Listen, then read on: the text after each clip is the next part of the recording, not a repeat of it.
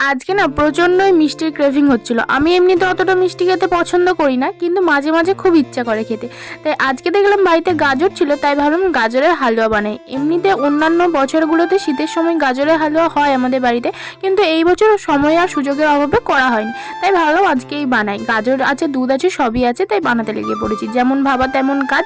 তো দেখো, প্রথমেই গাজরটাকে গ্রেট করে নিচ্ছি। এরপর কড়াইয়ের মধ্যে অল্প একটু ঘি দিয়ে তারপর ভালো করে গাজরটাকে ভেজে নিলাম। তারপর এখানে দিয়ে দিচ্ছি আমি দুধ দিয়ে ভালো করে সেদ্ধ হয়ে গেলে চিনি আর একটু কাজু বাদাম দিয়েছিলাম। তোমরা চাইলে অন্যান্য আরও অনেক ড্রাই ফ্রুটস দিতে পারো।